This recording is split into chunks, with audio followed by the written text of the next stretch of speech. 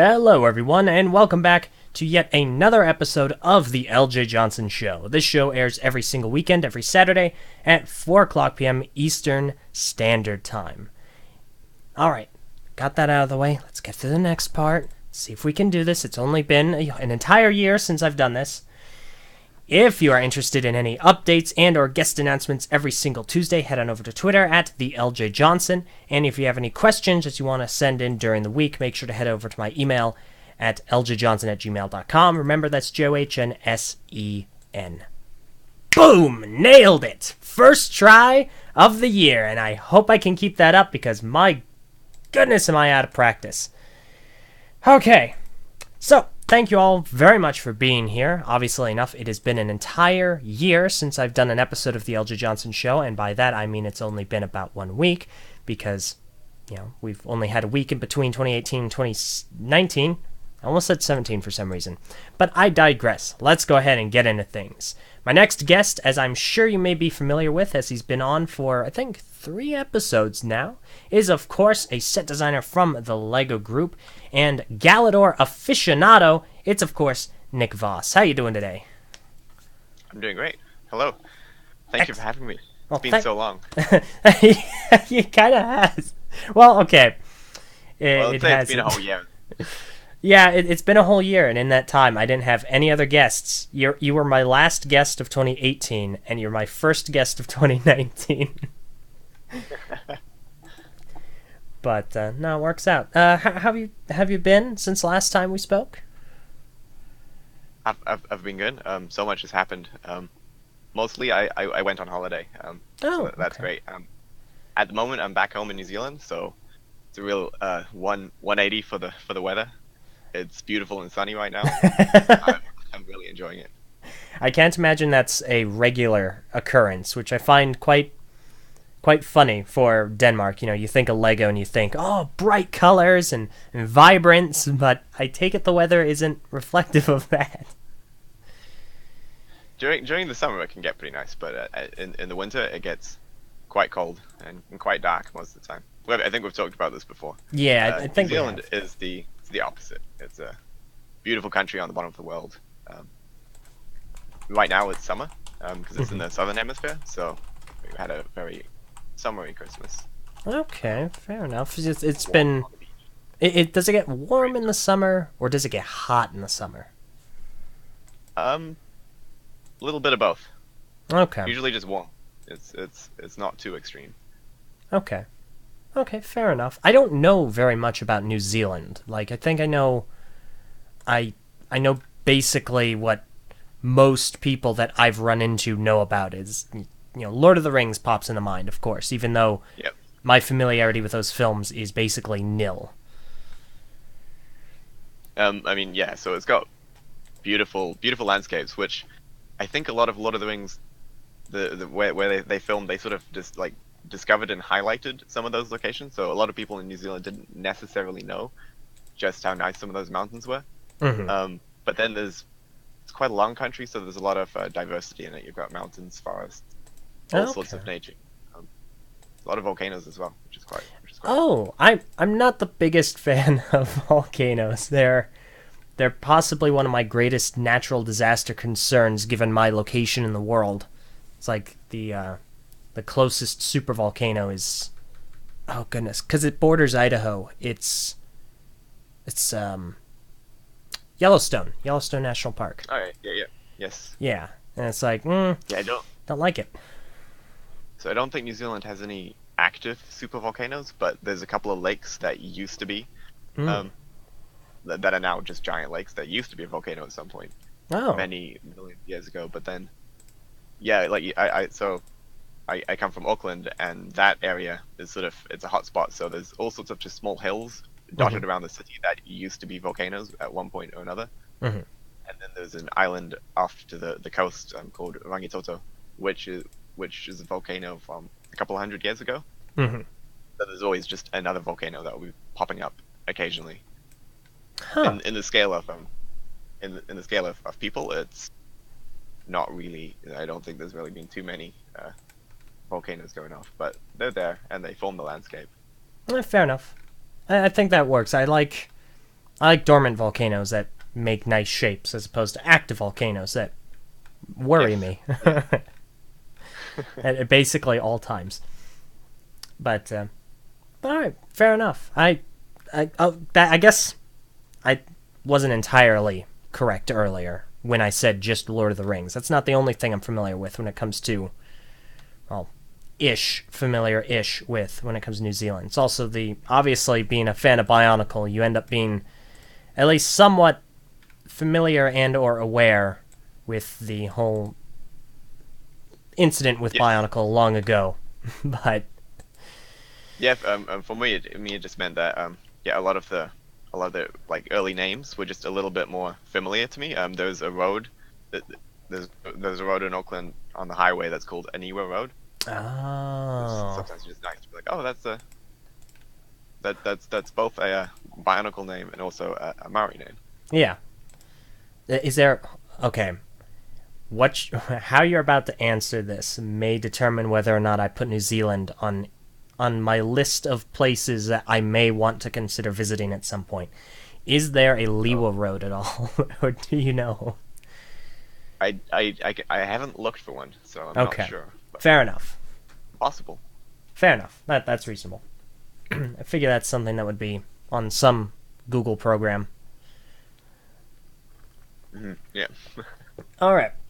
Well, in that instance, how's about we get into the primary topic of today? Yeah. All right. Yeah, let's bring up the image that's on the screen. All right. Fantastic. All right. So that's the topic of today. It's been, I guess, a part of my life for about 2.5 years now, I think. Yeah, it hasn't been all that long. Like, usually when I run into people that are familiar with Galidor, it's people like my friend AT over in TTV, or a member of the BCC, a lot of alphabet soup groups in Bionicle, Ford, and they grew up with Galidor. They watched it when it was on TV, but you don't have that same background with it, do you? Yeah, no, so it never came out in New Zealand, as far as I know. I never saw it in the shops and didn't see the TV show. So growing up, I guess it was my first like encounter of it was really getting into the online Lego community and starting to look on Bricklink and finding like all the different categories of parts. You had your Bionicle parts, your system things, Technic things. There were a few other categories that were like when you sort of searched into them, they just started to have a few more unusual and interesting pieces to use. I really, with Bionicle pieces, I gravitated towards trying to find other strange parts to use and mix in. So Galidor fit that bill pretty good.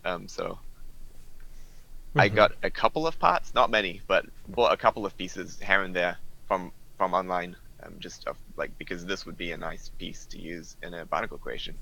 So I think pieces like a Nepal's fur coat and his staff, just small bits where you use one or two pieces to mix in. I didn't have any depth, so I wasn't really familiar with the original sort of intention of what Galidor was, what the sets were, and the whole context around it. Just that these were some unusual shapes that I could use in creations. It wasn't until two-ish years ago when I was developing Ninjago City that I was looking for a lot of references to put into the set, and then I was really digging into a lot of previous Lego themes to learn more about them, and sort of find out what could be interesting things to put into Ninjago City.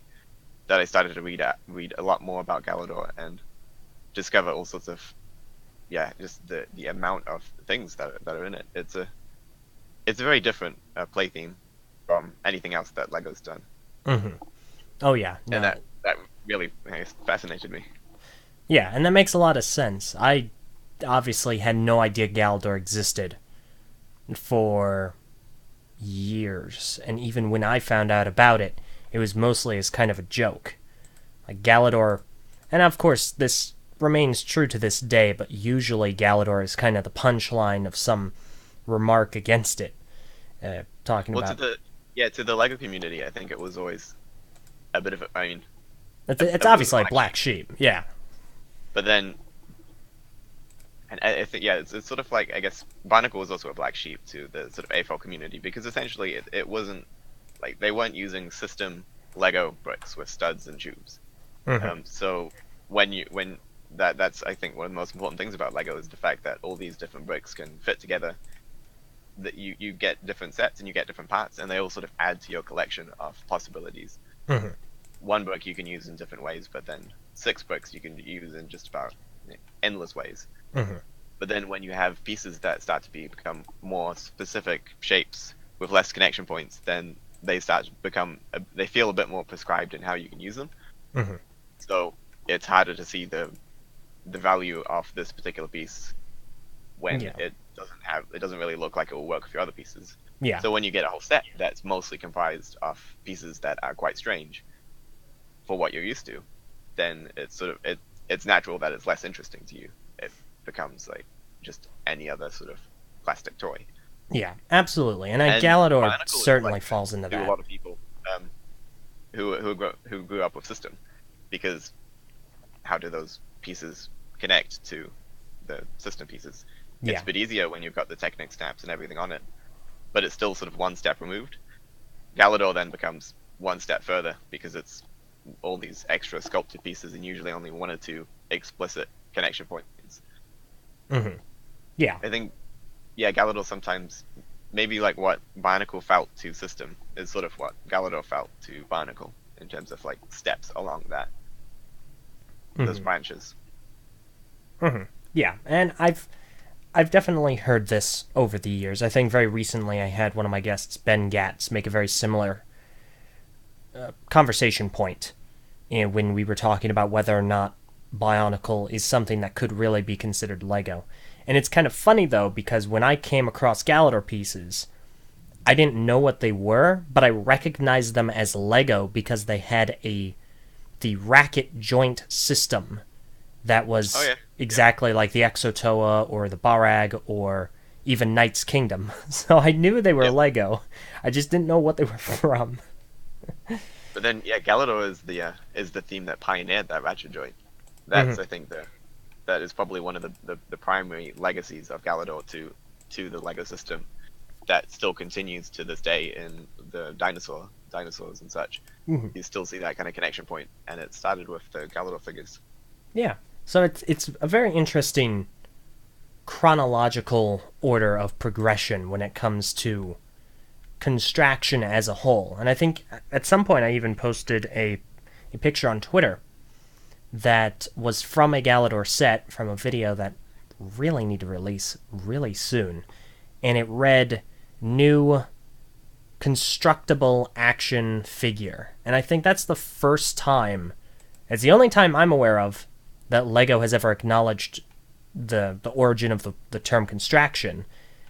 And it's the first time that I am aware of that it was ever used to begin with. Yeah. I mean, it's sort of like it would have been mentioned in a couple of press releases, right? Like, probably, yeah. I'm sure Barnacle had some as well, but I don't know what they said in those. It's usually I find a lot of people usually think that Barnacle came after Galidor.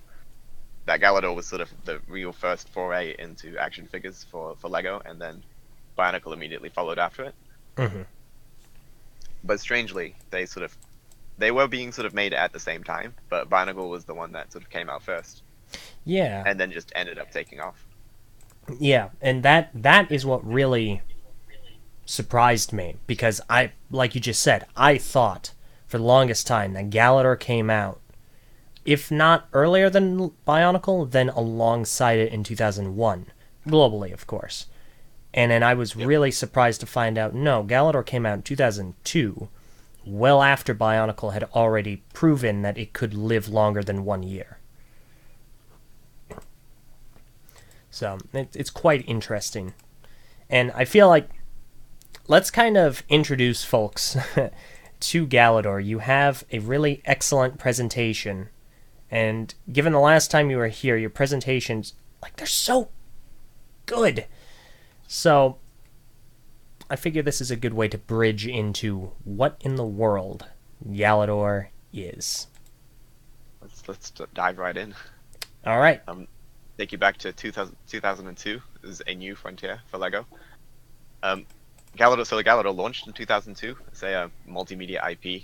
It had a TV show, video games, whole LEGO product line, comics, like everything. It was a LEGO Big Bang. It was probably the first proper like attempt at doing sort of a multimedia sort of licensing property. And for those who may be unaware, what exactly, like, I know this is a term we throw around often, a Big Bang theme. Can you kind of elaborate on what that is? I mean, I think it changes. It's changed quite a lot, and I wouldn't say that Galidor has been described as a Big Bang, but what a Big Bang meant back then would be different to sort of what it means now. But it's essentially, really, it's a theme that LEGO wants to make like have it as a really big start. So they make a lot of extra things to go with the product line that you wouldn't necessarily have back when you had sort of the different play themes that would have just been sets that can stand on their own. A Big Bang will have a lot more sort of media support to make it more of an event. Okay. And yeah, Galidor sort of had, I think, usually the first Big Bang that you'd point to would be Ninjago, and then following on with Chimel and Nexonites and the like. But then Galidor sort of had all those same things. And it actually, in a way, it kind of outdid Bionicle in its continuation, because Bionicle never got any sort of a serialized television show. The closest that it was ever given was in Generation 2, when it was given a 4 to 5 episode launch on Netflix. So yeah, because 2001 of Bionicle also had a lot of big things lined up, a video game as well, and I think a movie. But then most of those didn't pan out, and then it sort of ended up finding its own way for delivering the story through Minogue and the like, which I think really, at least for me growing up, I absolutely loved that, and I don't know if I would have been able to play a Bionicle game on my computer. So the way that it sort of ended up, it meant that I really was able to get into it properly. Yeah. Like with the TV show as well. If there was a TV show, it may not have aired on the right television station for me. That's true. It's kind of interesting to consider. It doesn't had a rusty dial-up connection. Oh yeah, that makes running Minogue quite fascinating. I think someone recently made the discovery. It might have been Perry, who is a 2D Flash animator in the Bionicle community, who has made some absolutely phenomenal videos. Phenomenal stuff, yeah. I think Perry was the one that realized that the frame rate for Minogue, when it came out, was like 17 frames per second, as opposed to what everyone is accustomed to now, where it's super fast and super smooth, because all of the computers have so greatly upgraded. Yeah, no, I didn't even think about that. Yeah, Flash had such a weird side effect, because everything was rendered in sort of vector graphics, because of the dial-up restriction. They couldn't use just images to, like, just JPEGs to convey all the plot and game, because it would have taken too long to download. So they used vector graphics, but then it means that it's upscaled really nicely to modern computer resolution. But then you still had that really really long loading times, which added to the sort of feeling and experience of playing the game with this mystery, I guess, of just of patience and waiting. Yeah. But then just the frame rate of everything as well, that would affect a lot of how everything would look. Yeah, no, and it's quite interesting to think about that, and it's really fascinating to see how far home computers and technology just as a whole have kind of come along.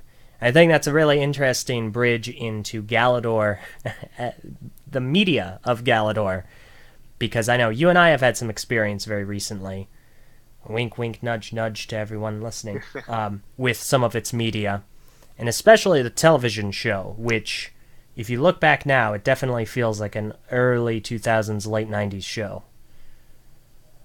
It does, yeah, especially the introduction and a lot of the music style of things. Yeah.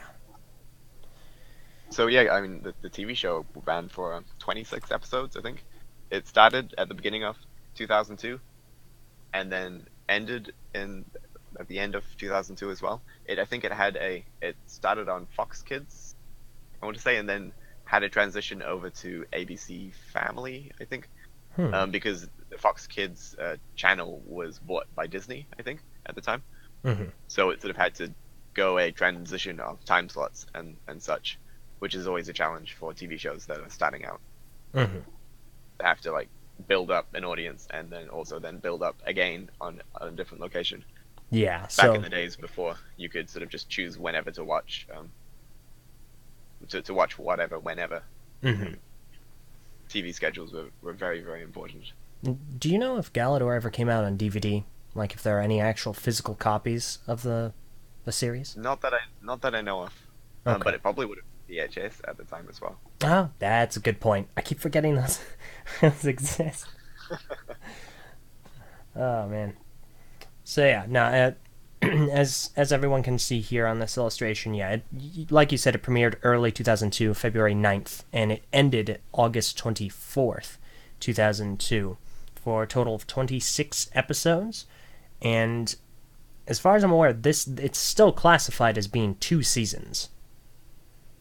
Yeah, yeah, which I guess was from the way that it aired. There is a mid-season kind of finale, but it does feel more mid-season than two separate seasons. Hmm. The story was I'd like to say it was a bit unusual at the time. It wasn't sort of like usually the TV shows were kind of, especially for kids, were just discrete sort of monster of the week, different episodes. But Galidor was very much a continuing story as well.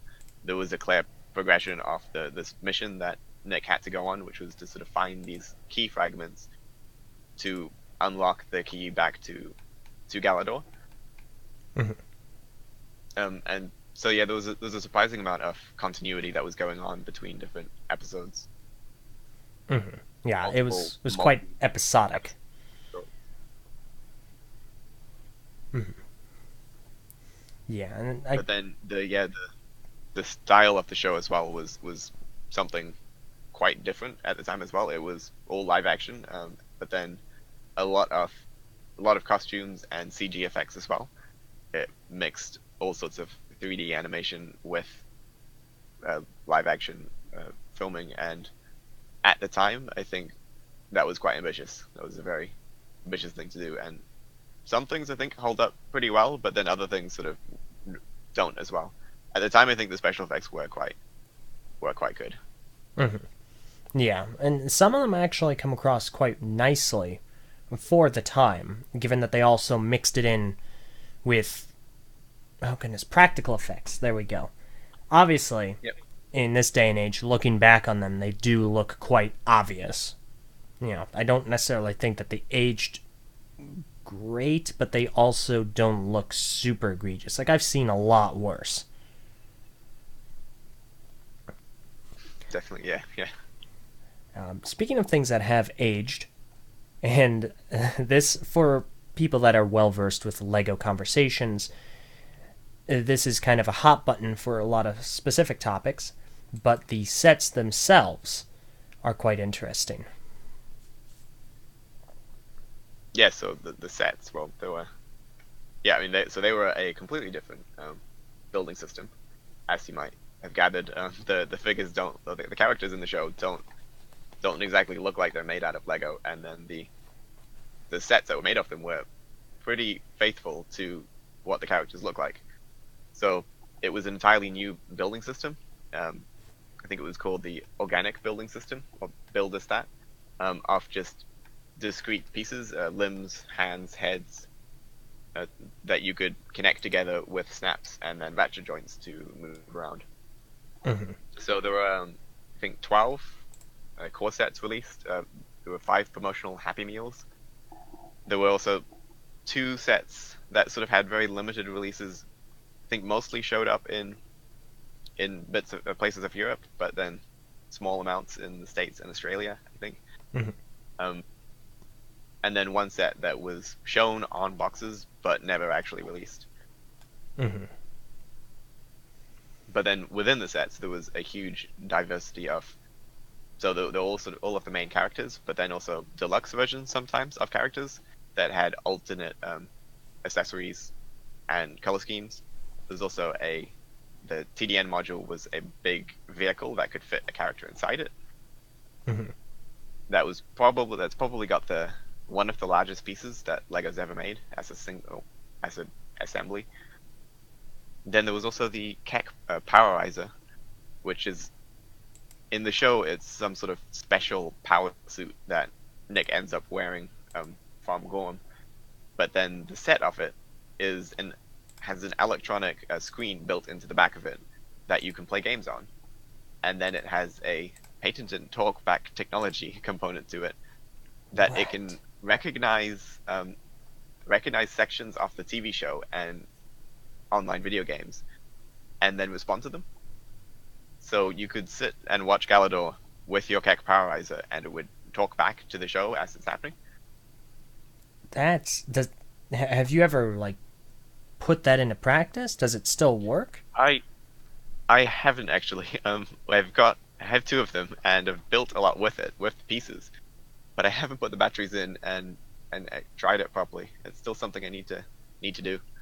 That sounds fascinating. That sounds like an experience. Like I It don't also know. had an amazing feature that it included two heads. It had Jens's head, the robot, and then Gorm's head as well. Mhm. So it could detect which head had been placed into the body, and then it would change the voice from Gorm lines to Jens lines. That's kind of impressive, especially for 2002. Like I'm sure that's quite commonplace nowadays. I'm not familiar with a whole heck of a lot of other brands outside of Lego, but that Yeah, a seems little bit. quite sophisticated for at least a Lego product. Uh, all of the Galidor pieces were amazing in the way that they're assembled. The Keck Powerizer actually usually you'd have, I guess, like RFID electronic sort of tags to identify which things were which nowadays, but the Keck Powerizer actually did it in a very simple way where there's a small inside the pin of, I think, Jens's head, there's a small stick that's sort of poking out a little bit inside the pin, and then inside the neck socket of the Keck Powerizer torso, there's a button that sort of pokes up as well. So if you put Jens's head in, it will push the button, and if you put Gorm's head in, it won't push the button. So that's how it identifies. It's essentially it's figuring out if it is Jens or isn't Jens. So if you put any other head in, I imagine it would just assume it's Gorm's head. Mm-hmm.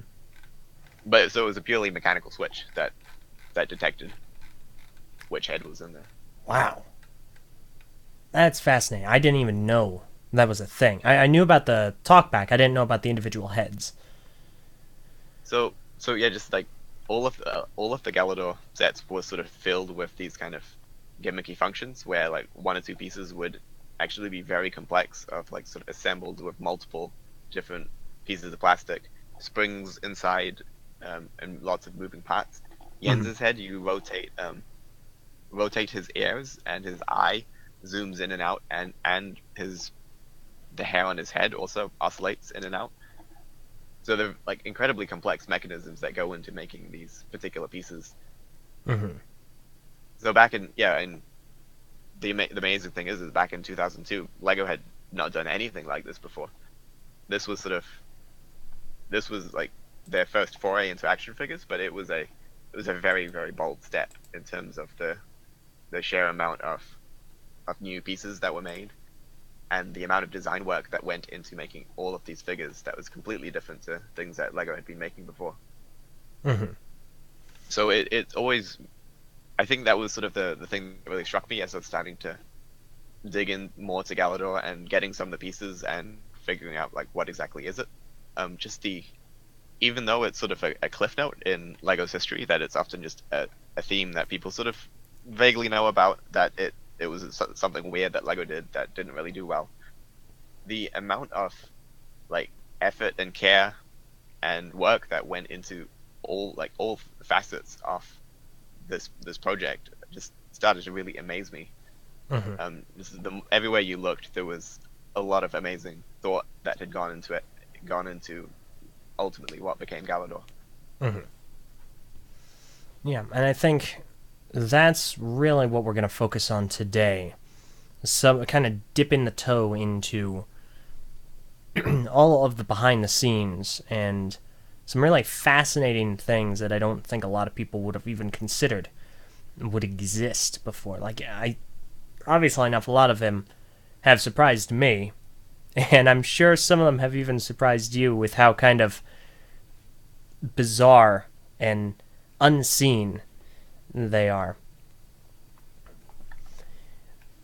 But before we do that, necessarily, do you want to kind of give a little bit more of a precursors to how you kind of delved into it? We'll make this a little shorter, and then we'll go ahead and get into the meat and potatoes of things. But kind of your brief history getting into Galidor. So it was really with Ninjago City having that Galidor figure in the set. I also researched there was a whole language that was made for Galidor. Like a Barnacle has Matoran, Galidor also has a script that is it's a simple cipher of English letters just in different shapes, a Wingdings language. Mm-hmm. And I was trying to find out what that was for putting onto the poster, but asking around at LEGO for people who had worked on Galidor in the past, no one really knew that there was a language that had been made for it, and I wasn't able to find any information about it. But then in the TV show, in the first episode, there is a small scene where they're decoding some strange glyphs, and very briefly on one frame you can see the translation of most of the letters from English to Galidor. Mm-hmm. But then it also shows up on the poster that you got in all the sets. There was just the alphabet sort of hidden in the background. Mm-hmm. So again, it was just one extra thing that there was no idea was made for this particular theme. It was all this world building that happened. Mm-hmm. But then getting some of the pieces, I think initially it was Tooth Dominoes or Nick that we were in a second-hand shop, and there was a Gorm set for I think about $12 new, and I was looking at it and thinking that I do have a lot of strange Lego, but I don't really need this. But he convinced me to get it, and then also I think an Oni set as well. Mm-hmm. And we just sort of so we had these pieces and just messed around with them one evening of just trying to build things with it. Mm-hmm. And found that because these pieces are very strange and quite specific in what they are, you start to need to look at them in an abstract way. But then you can very quickly make these unusual silhouettes and strange ideas, I guess, that you might not have sort of gotten to if you were just sketching normally or building with bricks. That we thought that this could actually be very good as a brainstorming tool for prototyping interesting ideas and then switching over to sketching or building with system to make something with it. Mm-hmm. We made all sorts of weird vultures and snakes and puppeteers. There's some of them up. But then, so we thought, this would be a good brainstorming tool. We got a bit more Galidor, ended up with a small bucket of pieces, and then just kind of kept making things with Galidor without sort of then going on to sketching it or something. And we thought, this is quite fun. We could share this online. I think. Yeah, so I didn't have a Twitter account before this, and I made a Twitter account specifically for sharing Galidor creations, because Mark Stafford, another LEGO designer, also has a Twitter account with quite a lot of followers, and we thought, wouldn't it be great if we can also be LEGO designers on Twitter and share Galidor creations to try and get to the same popularity that he has. Mm-hmm. Yeah, so we said let's just try this for a year and see what happens. You guys ended up making it. We got the picture up on screen now. You ended up making a lot of Galidor creations. Yeah, so it's like I ended up with ultimately a suitcase worth of like a 30-liter suitcase worth of Galidor parts. Hmm. Probably enough Galidor that it would be I need to sort it, which like any other Lego collection, which is a pretty strange state to be in. To Hmm. have to sort all your Galidor pieces. Um, but it like I think especially through limited pieces, it really is quite fun to work with, of trying to figure out what you can make. And once you're going, you can make a lot of things quite quickly, and there's very little pressure of what you're making that you need to kind of perfect it because it's just so limited in what you can do that you end up like finding interesting things that you didn't expect Hmm. and being very happy with those. So it was a very nice opposite to my day job, which is just building with Lego most of the time, where it's like there it's you're trying to like use a lot of different pieces and make something very specific. So you're trying to iterate over something and Hmm. make it as good as possible. With Galidor, it didn't sort of have that pressure, so it was very relaxing as well to like after work just build with some Galidor, and you could make a couple very quickly. And then I probably spent more time like photographing and editing to clean up all these images to share online than I did for the actual building process. Hmm. It was also a lot of fun that I could have these parts out and then other people could just come by and build with them as well. So there's a lot of people at Lego who have been working just for a couple of years aren't necessarily familiar with every single strange thing that Lego has done in the past. So they're often quite fascinated by these pieces. It was Hmm. fun to be able to show them and demonstrate how some of them work. Yeah, I've And I've got a few of them on screen now, and kind of just sifting through some of the creations that you sent over. Obviously enough, and this is one I've acknowledged over on Twitter. To Bionicle fans, this may be a familiar silhouette, character that you all may know and some of you may love, with red arms and black legs and a gray head. We're gonna pretend this you guys didn't build this one. he's We're a just gonna, classic. yeah, entirely. No, I'm kidding. But yeah, but regardless, continue, please. It was a lot of fun to try and build like Star Wars characters as well out of Galidor. Just trying to find like a particular like when you have a selection of 11 very specific heads to work with, just trying to find the one that looks the most like which one feels the most like Leia. Hmm. Was an interesting kind of question to pose yourself. Hmm. Yeah. And then yeah, so building Galidor with other people was also an amazing experience that I was able to have from just having a collection of Galidor parts. I Hmm. brought it along to a couple of inside tours, sort of on sort of the one of the evenings. I would just have it at the back of the room, all these Galidor parts that people could just kind of, if they wanted to, just drop by and have a look at what these pieces were and just build some things. Hmm. And a lot of the time, many AFLs haven't sort of like encountered Galidor in person before. You just sort of seen a little bit about it, or maybe just had one or two sets. But the building system really starts to get a lot of fun when you have more bits to work with. If it's just one set that's a like a Nick Bluetooth, then when you're mixing those pieces together, you can really only make just variations of a human, where there's only one configuration that makes sense, which is arms connected to shoulders and head connected to neck and Hmm. feet connected to waist. But if you start to like mix those up, it quickly becomes a human abomination, and that's kind of, I mean that's fun for a very small niche of kids. Hmm. I think I probably would have been one of those kids as growing up if I had Galador. Yeah. Nick Tooth and Dominoes was one of those kids. He had a lot of Galador that he actually he still has at home and refused to bring over as we were building our Galador collection. So the parts that we had to just source from all sorts of locations online. I think I cleared out most of Europe for Galador pieces at that time, I would and then imagine.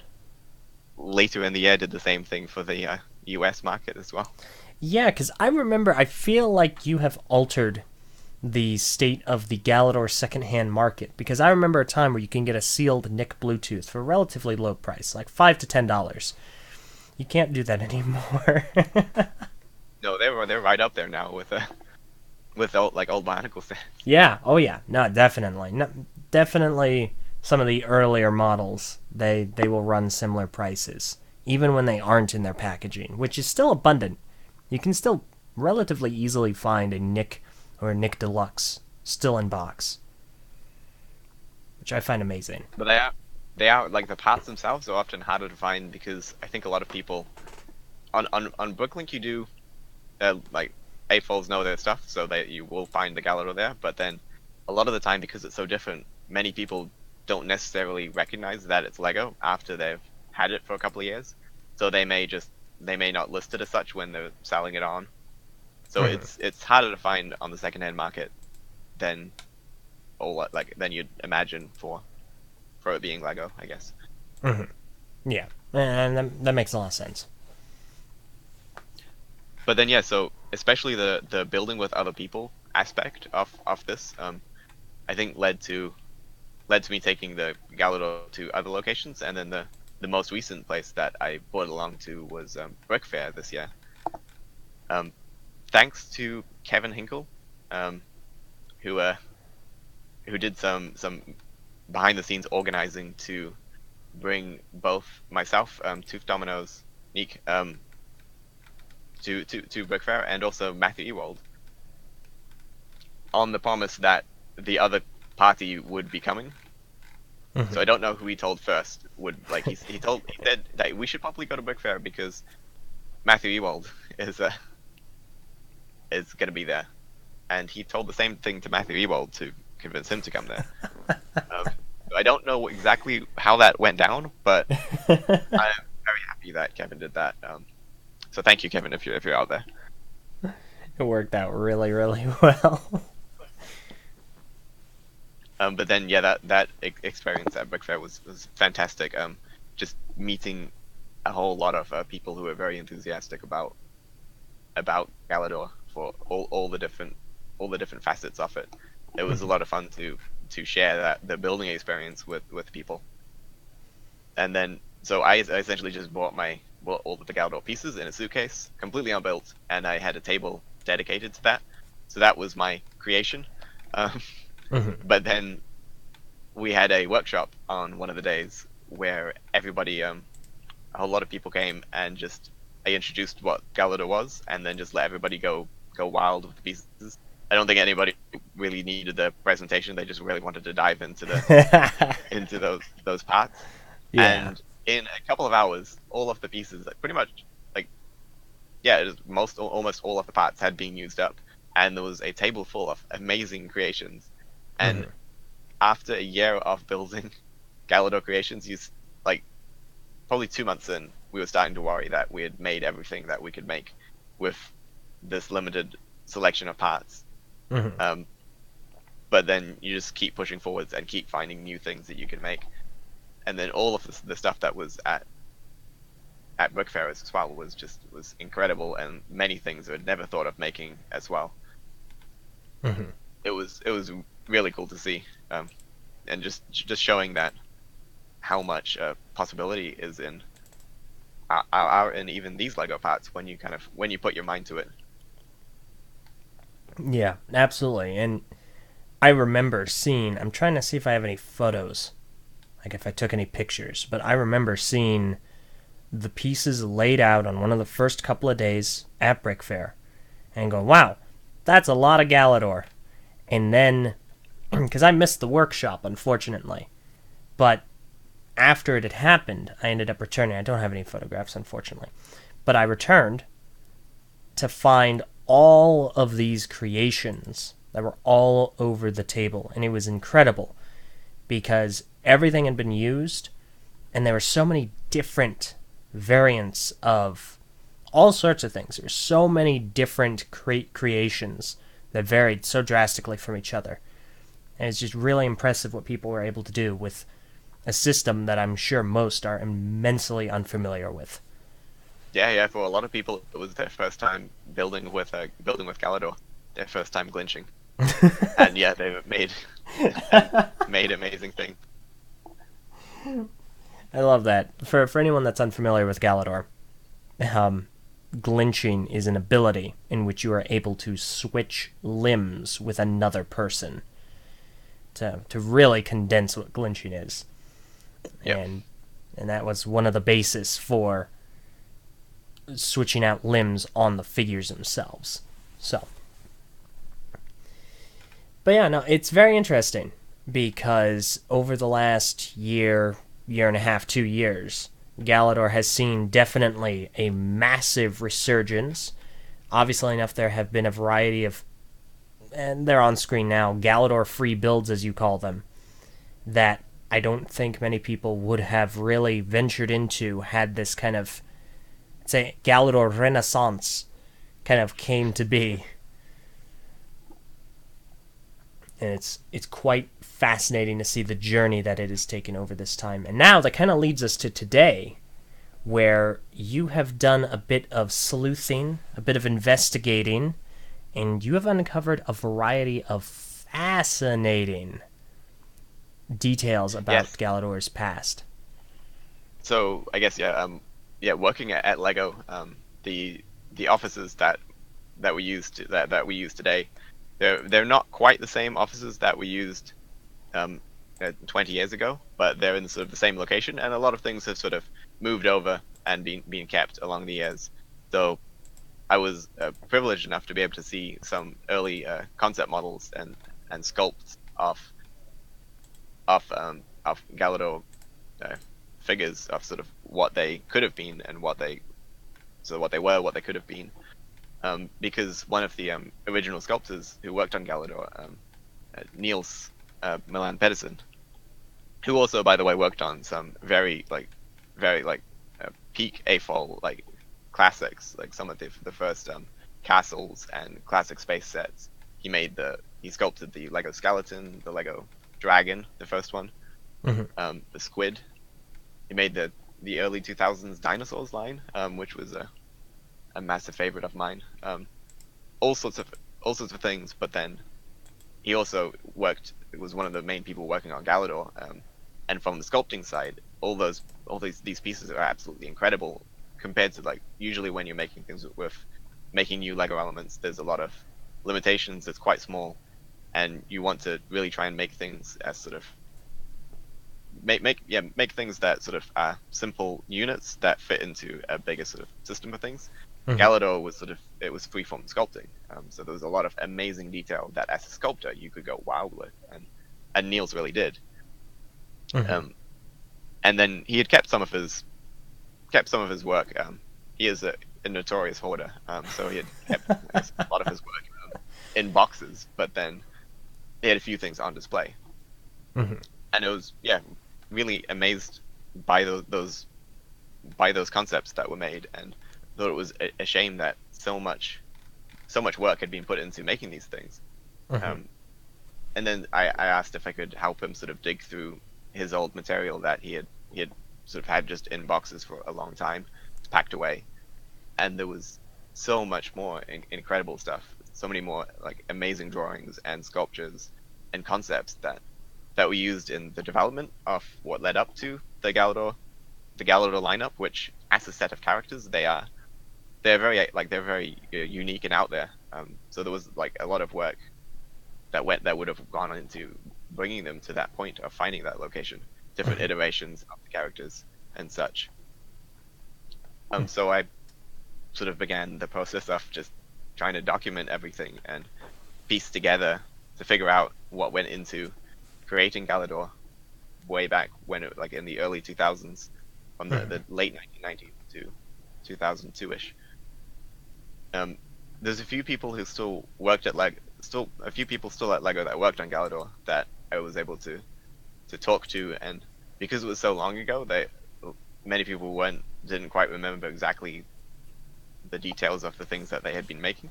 So it was a lot of fun to be able to sort of do some archaeological sort of puzzle piecing together of showing them things that they hadn't seen in a very long time, to try and see what they remembered about it, and figure out what was what was being made, kind of thing.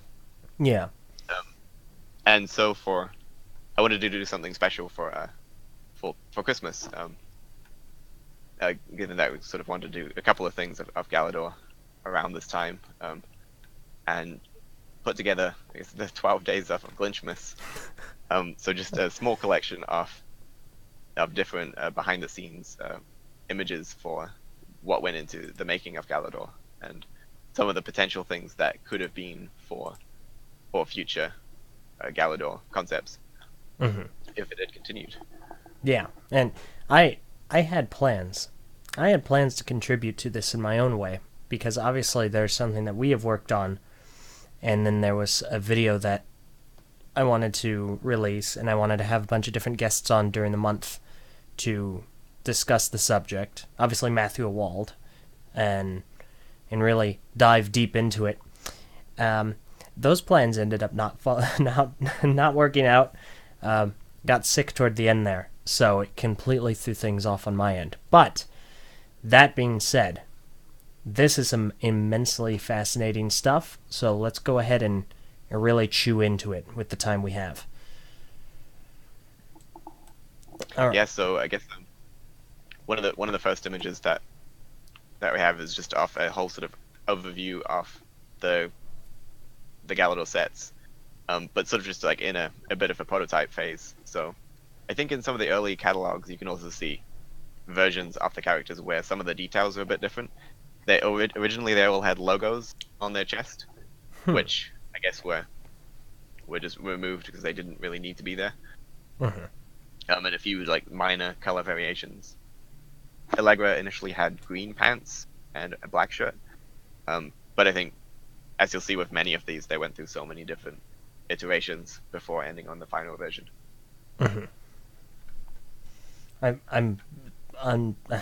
It disappoints me that the green pants didn't move forward, because that's kind of my thing, like just having dark green cargo pants.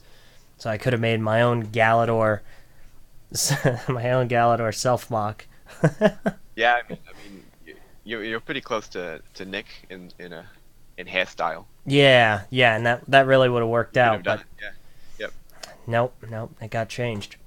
So the thing I find quite interesting here is off to the far left. What looks like the Keck Powerizer is vastly different, and of course on the far right you have the egg, which is kind of different. It doesn't look as substantially changed, but there's enough there that I find fascinating.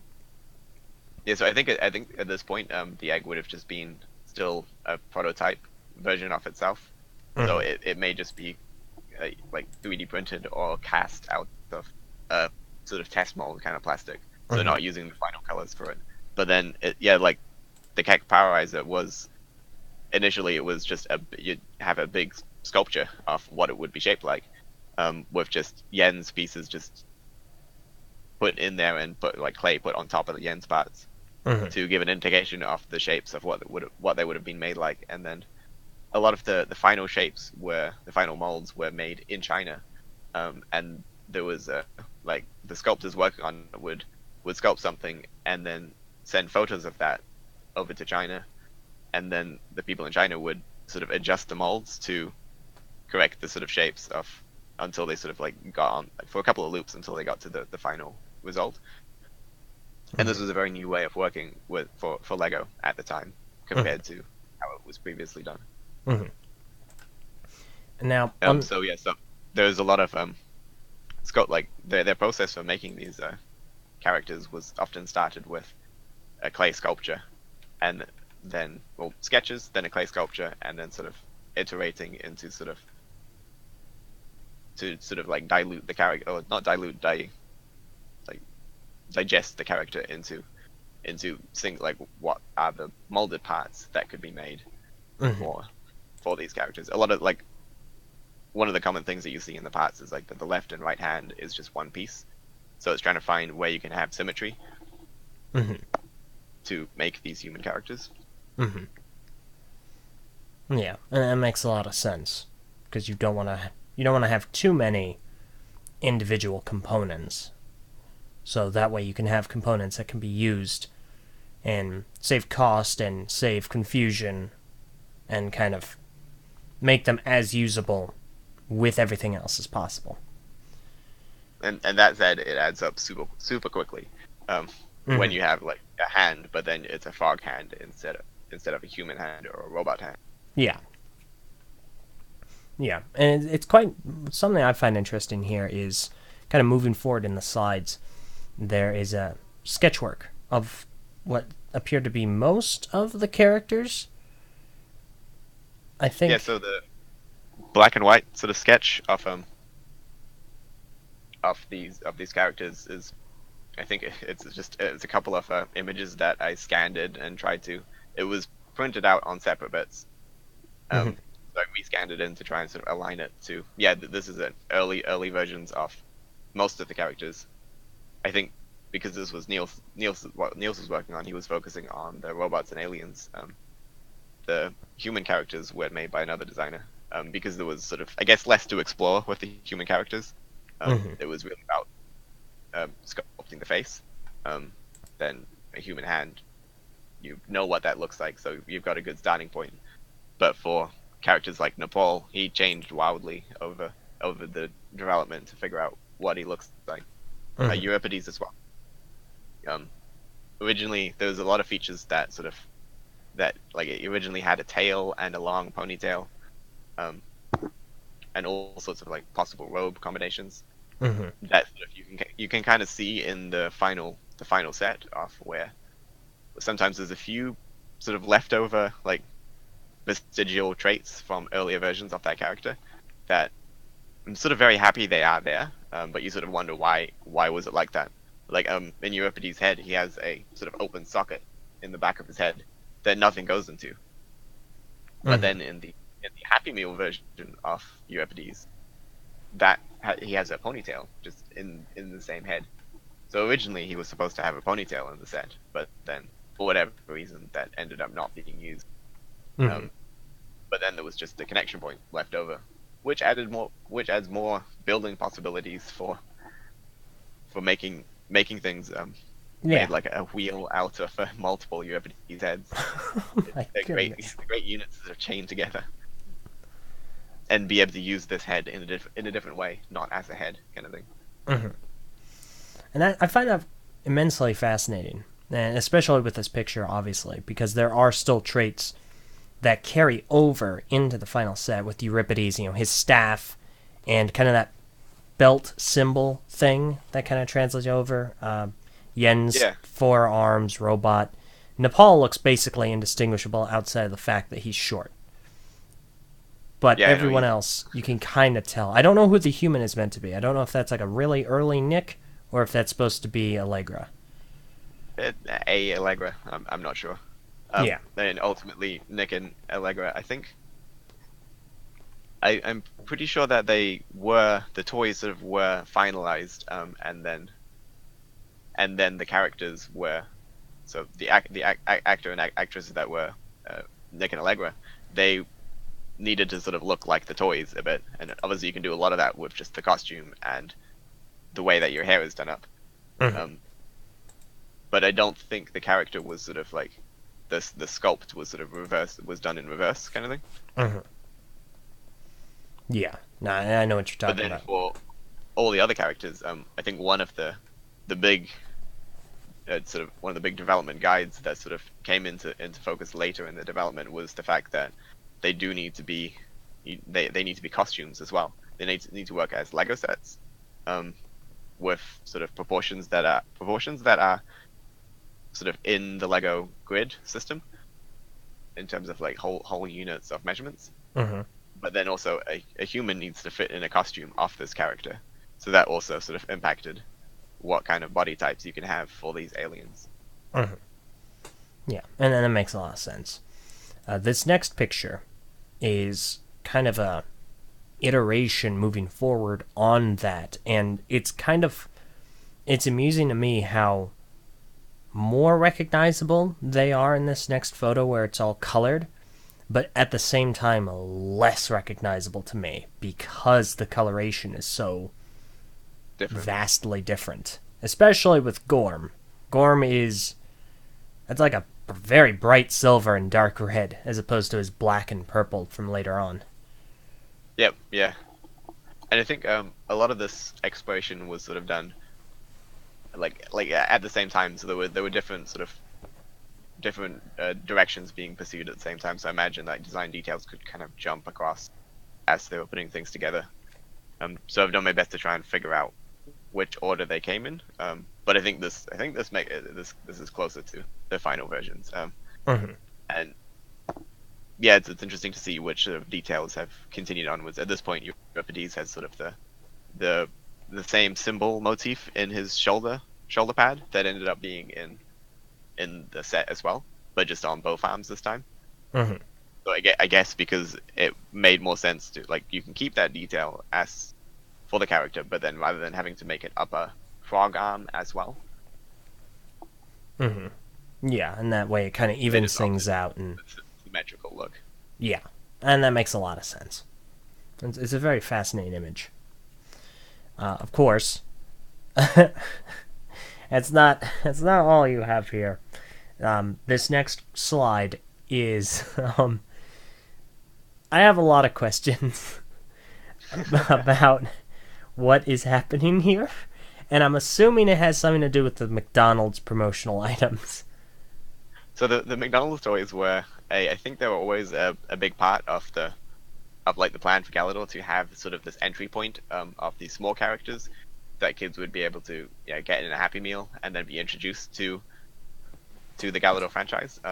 But then these Happy Meals, being these much smaller toys, obviously came with a lot of constraints that the bigger ones didn't, in terms of how complex the pieces need to be.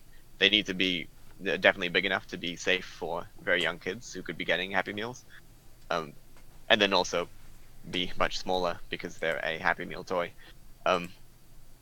So I think there were sort of two main directions that were pursued. One of them was sort of like micro statuettes off the characters, so you'd have a statuette of the character and then it would look pretty much like the big ones but not really do anything. And then I think Niels and a few others were really fond of the direction that was sort of like a Little Tykes Galidor at school kind of direction for the Happy Meals. So there's this sketch and then sort of two sculptures that I was able to find of like these rough and tumble versions of the characters, and then showing the concept that you could have these three different pieces to put together, so that you can kind of get the experience of glitching just at a smaller level. And then I think through the sort of the funnel of development and of like getting everything to work in production and getting it on cost for the budget of this particular toy, a lot of the details had to be stripped back. So these are kind of covered with all sorts of little what would have been printing details and different shapes and colors. In the end, there's sort of a mixture of the two, where it's pretty much just a chibi version of the TV show character. Yeah, and I see, I don't know if I've actually run into them in person before. I think a few of the smaller McDonald's ones might have been at Brick Fair. I just can't remember. But I think Kevin had the whole lineup in his bags. Okay. But then all the pieces would have been mixed in with in the Galidor.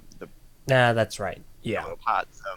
Because they were smaller versions of the cast, they worked really well for the health of the Galidor building system, because you had a couple of extra frog bits, a couple of extra Yen's robot bits, and Gormish bits to play around with. Yeah. And which I imagine was sort of an unintentional side effect of just having these sets, was that you got extra parts to work with to mix into other creations. Yeah, it's slightly different in the way that the connection points are. It's sort of like a rubberish pin instead of a regular pin. But it still does fit together in interesting ways. Yeah. And obviously, of interesting note here on this image of all the little ones kind of lined up, it's interesting. Allegra's color scheme is still in the early prototype stage of black and green, as opposed to the, I think, gray and red that it ended up being. Yeah. Yeah, well, red and dark blue, I want to say. Yeah. Yeah, that sounds more accurate. Yeah. So it's quite interesting to see that these are being developed kind of alongside, but also just definitely quite separate from, the large stuff. Yep. There's a few other details like the Euripides ponytail and such that sort of persist in the Happy Meal toys that aren't in the regular toys. Yeah. So it's quite interesting, especially for someone like me who, and I'm sure you as well, who are familiar with McDonald's promotional items from Bionicle, specifically the McTorin, as they're aptly known. But Yeah, no, it's interesting to see like different approaches from Lego at the same time. I think you also had just a few system Lego sets at the same time that were just with regular bricks, and seeing how different themes approached what is a Happy Meal Lego toy, I guess. yeah, very different from nowadays. So if anyone was hoping for a buildable figure to be in a McDonald's Happy Meal, got some very bad news for you. So, all right. Now, this isn't the only facet of the behind the scenes. Next up is an interesting part of the Galidor repertoire, or the Galidor backlog. Now, this is a motorcycle concept for a set that was planned, that made it through several different stages of development, that, as you mentioned earlier, was featured on a variety of different box arts, but it has never been released and can only be found very, very, very, very, very rarely. And I think, to my knowledge, only 2 people have actually had it in their possession, and you're one of them, and I don't actually think you personally own it. You've just been able to photograph it. Yeah, so the Mokar has always been, I guess it was the enigmatic set for a very, very long time.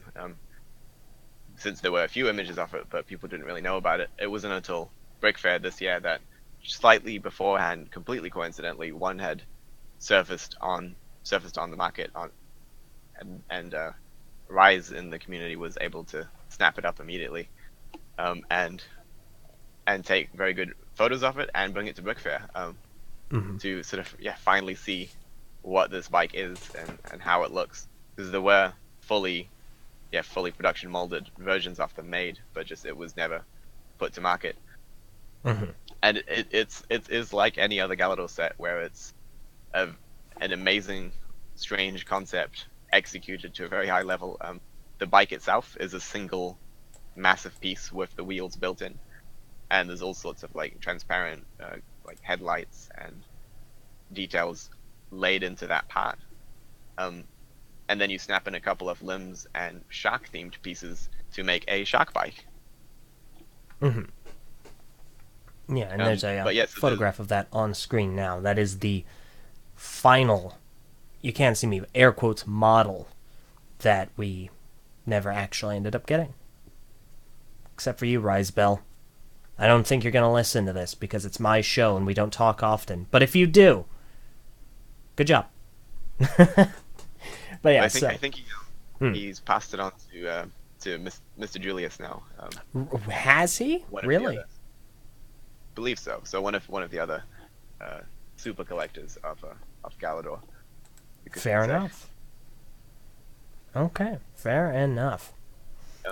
But yeah, so like any other Galidor model, a lot of development had to go into the beginning to end up at this shark bike. So I was able to find some sketches of what that could have been at some point. Originally, it was sort of more of a dragon or a seahorse kind of look to it. But then there was just a lot of different concept artists worked on it to sort of try and figure out what kind of looks it had. Even people who are like professional car designers as well had a stab at making this motorcycle bike. So there's an image of a sketch with 2 orange wheels. That's it's a very nice drawing of a very strange concept. Yeah, I can see, because there are all the different iterations here that definitely look, they're quite detailed, And they're very different from the next slide, which is far more streamlined. You can see some of the similarities, such as the tail. It's obviously a motorcycle of some variety.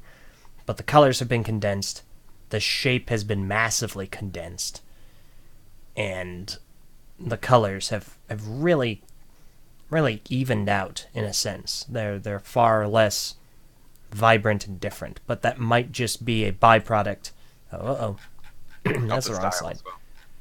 Sorry. Oh, yeah, and the tires are this kind of bright orange. But this might just be a byproduct of people trying to figure out, well, okay, what color would this be? What color would that be? This is separate from this, and so on and so forth. Mm-hmm. But then I think one of the also things that they're sort of trying to figure out in the sketch is sort of where those connection points should be to, off, so that this motorcycle bit also fits into the Lego grid, so that you can build all sorts of things onto it and it will sort of fit properly. Mm-hmm. Mm-hmm. So that's something that needed to be figured out for the final bike of like that the head isn't as streamlined in the final version because that shark head also needs to stand alone as a shark head bit that can rotate around and be used for that. Mm-hmm. Yeah, and so they all kind of go through this sort of design funnel of ending up into a workable Lego, or in this case Galidor system model. Mm-hmm. Yeah, and that makes a lot of sense for that. Very briefly, regarding a lot of the early photography that we mentioned just a little bit ago, credit to that would go to Alex Mertens, who had the photography. He had the camera. They made this makeshift setup at Brick Fair, Virginia last year, and he took all the photographs of the Mokar. So there you go. Thank you, Alex. And obviously we have a picture here that I think is from a 360 that you took, if I'm not mistaken. Yes, yep. Okay. A little turnaround off the bike. Yeah, and it's very interesting because, like you mentioned, the shark head obviously had to be its own thing, but it also still is worked into the motif of this model. Yep. It's quite interesting. Obviously, you have some more pictures of the Mokar over on your Twitter. I think you even had a picture of it the actual full-sized bike they used in the show. Yeah, so it was also made for like I don't know if it was concurrently or if that was part of the idea of like that eventually this bike will also need to be made as a prop of using an existing motorbike, finding a motorbike of whatever size to fit a cast version of the set onto it. But yeah, they made a physical prop version of it, which is used tragically only very briefly in the TV show.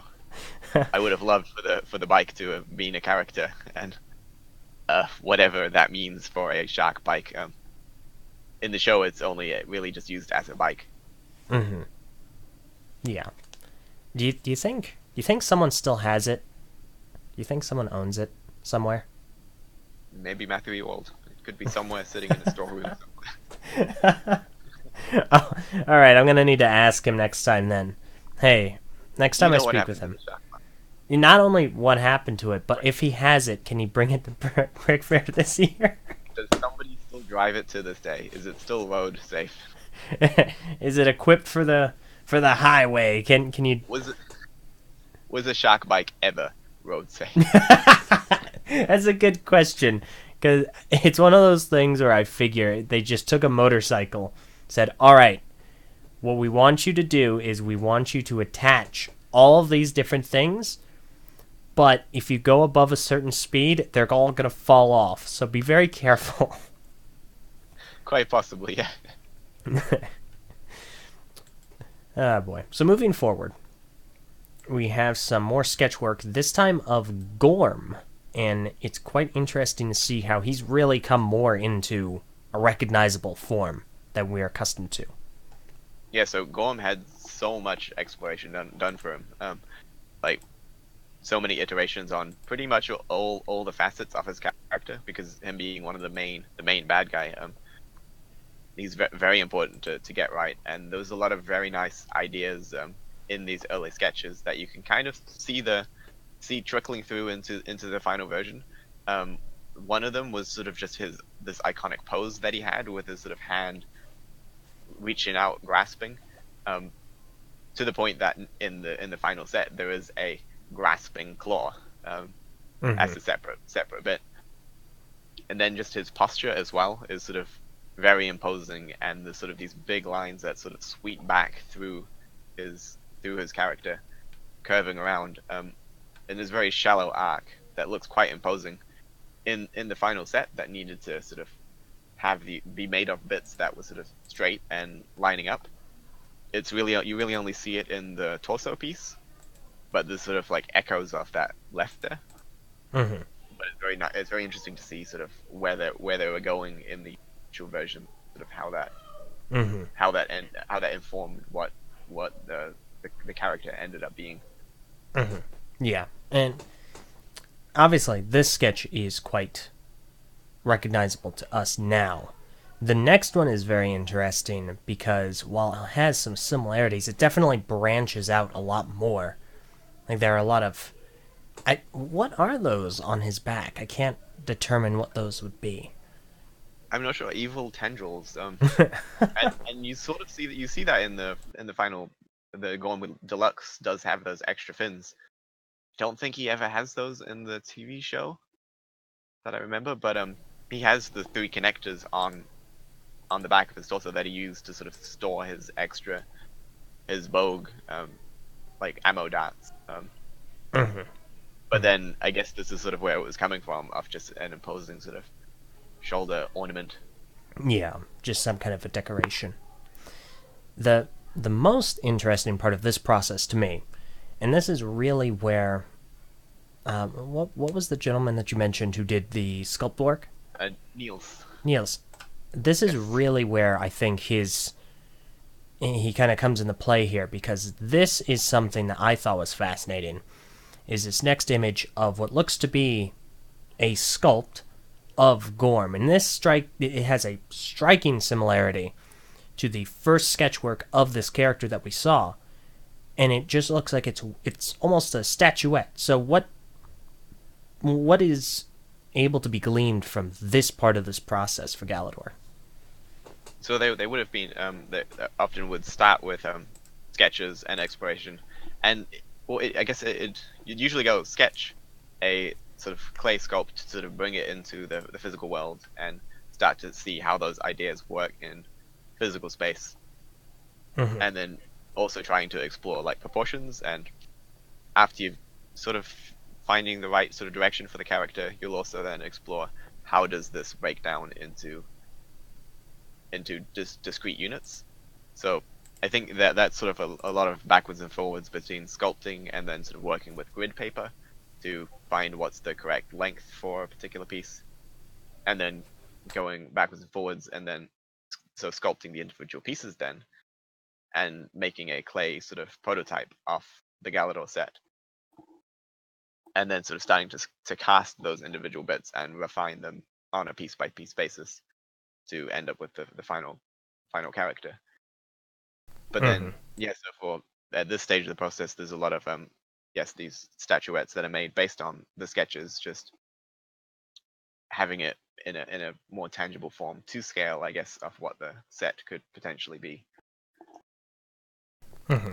And that makes a lot of sense, and it's not a part of the process that I think a lot of people are all too familiar with. I'm only tendentially familiar with it because I know that some of the bionicle masks were sculpted, specifically the early ones. 5 of the Mata masks were sculpted and or carved, one of the two, and then the cow was 3D modeled.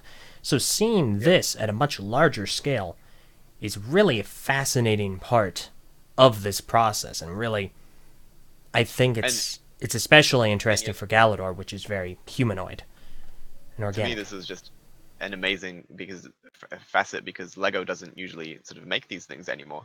Um, for a lot of minifigure headgear and those sort of like wig sculpts, that's probably the only place where that sort of still happens, of getting really into depth of these beautiful sculptures.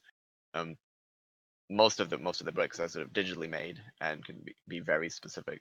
Everything is ultimately goes into the computer, but then the starting point is still more rigid and more like it's more figuring out what are the like particular curves and geometries that go into something rather than the sort of very freeform art.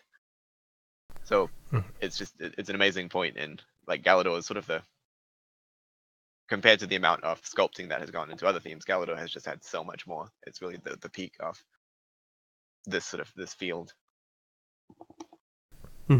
Yeah, no, it's immensely fascinating, obviously, and I think this is one of the lesser known aspects of designing pieces like this. All right, so I think that covers Gorm. We are almost done.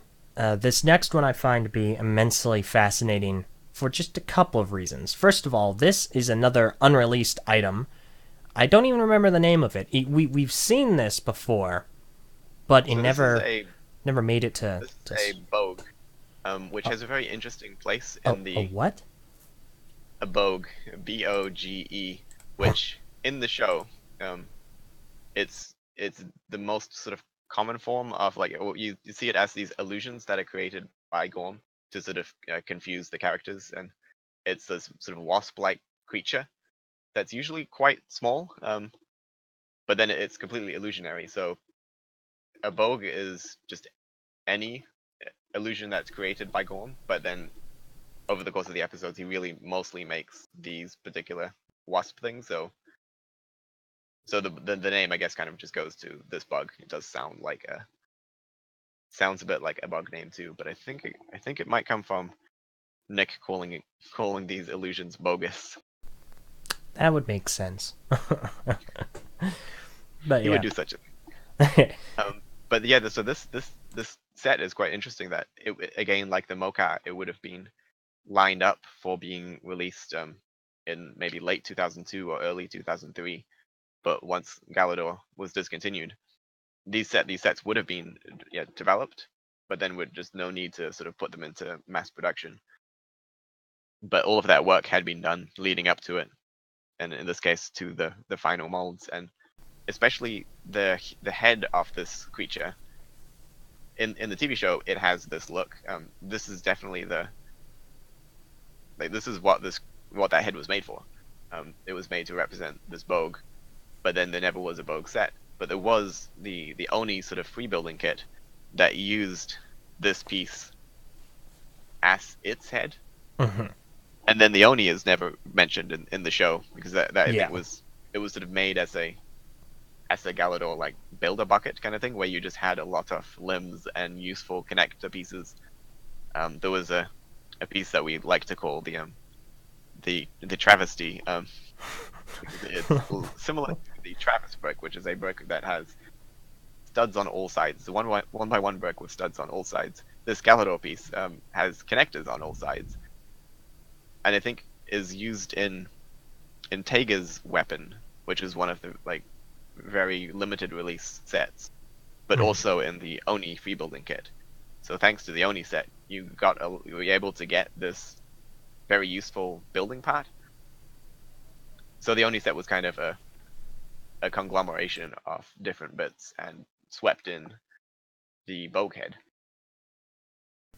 I find that immensely interesting. I mean, obviously, most of the things here I find immensely interesting, but this is specifically so because of how that ended up happening.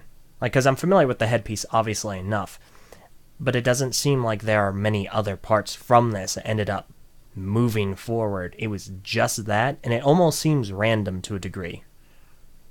Like, just that piece.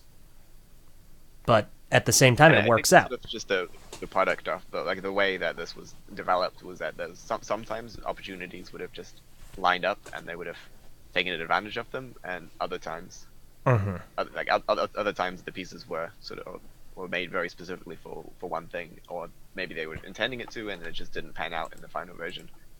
The Bog set would have also come with so it's missing wings in this picture, but then it also would have come with a Mocha claw, I guess that's an alternative piece that you can sort of swap around. Hmm. So that also would have been a shared piece if the mocap had come to market. Yeah. Yeah. And in a new color as well. Yes. So, unfortunate. Quite unfortunate that we never got to see this kind of come to fruition. However, it's an interesting detail nonetheless. So, I want to skip this next one briefly. I want to save this for last because there is one of them that I think is the most fascinating of these. So I'm going to move to what looks to be Chimel, a Chimel model, and kind of elaborate on exactly what in the world this is and how this differs in the production process from Gorm. So this one I think is probably one of my favorite sculptures that I was able to find. This one is by Niels, and I don't think he's super appreciative of just exactly how nice this is. Because this is just Chimel wasn't. I think in the script there was an idea that yes, Nepal has a steed of some kind with the name Chimel, but beyond that, nothing really was described, and I don't think it shows up in the show. Maybe it would have in the future, but there was no specific like need for what it would look like at the time. So I think like Niels had a lot more free reign to sort of just pretty much just make his ideal steed of whatever that is, and this is one of the things that he sculpted, where it's got a lot of just amazing, strange lines and details on it. The proportions are very, very strange. It's essentially mixing a motorbike with a horse in a different way than the Mocha did. When you have like different designers working on the same brief with without too many specific references, then you can get very different interpretation. So this is kind of you can see a lot of ideas that are sort of in this sculpture that have sort of ended up in some way into the final set that I think that get lost a little bit personally, which is why I love this sculpture so much, of just showing the sort of the origin or genesis of this particular character. He has like, yeah, he's got like exhausts coming out of his back, and then a sort of a cowl on his head as well, where there was still a connection point left over on Chimel's head that just sort of has a shield piece, or like a little hat on, but originally that would have been a headgear that would have connected over his head. Could probably make it like an armored up motor horse. Yeah, and it's quite evident to see how these, honestly, it reminds me of something that I would expect to see out of Bionicle in 2009, where it is a more organic creature that has been mixed with these mechanical components. And so it creates this really neat dichotomy between the two aspects. Yeah, it's very true. And I personally always wondered about because Bionicle having that sort of organic component to it. It's really only in the story. In the set design, they really went straight with the robot look. Yeah. Which I imagine is because of sort of how well would have organic sort of curving bits It would have been with the sort of Technic snap and sort of hole system. Would it have been strange that an arm was filled with holes if it looked more organic than robotic? Yeah. So it's always interesting to see sort of where these ideas can start, and how wild they can go before they sort of have to sort of figure out through the realities of like this ending up as a particular part. Yeah. Yeah, no, I think this is definitely a neat look into this, especially since I need to have an experience with the Nepal and Chimel set more than I already have, specifically the Chimel part of it. So I'm very minorly familiar with the actual Chimel set as it ends up being, so seeing this is really interesting. And I think the final Chimel set also had that sort of that angle of rebuilding to it as well, because it wasn't as strongly linked to a character on the show. There was a degree of that you can make your own sort of Chimel, your own motor creation horse things. Yeah. So you get a lot of extra robot limbs and such and connection points just to go wild with. Yeah, no, and I think that's fun, and I can't wait to delve into that personally. But that being the case, it's obviously neat to see something like this.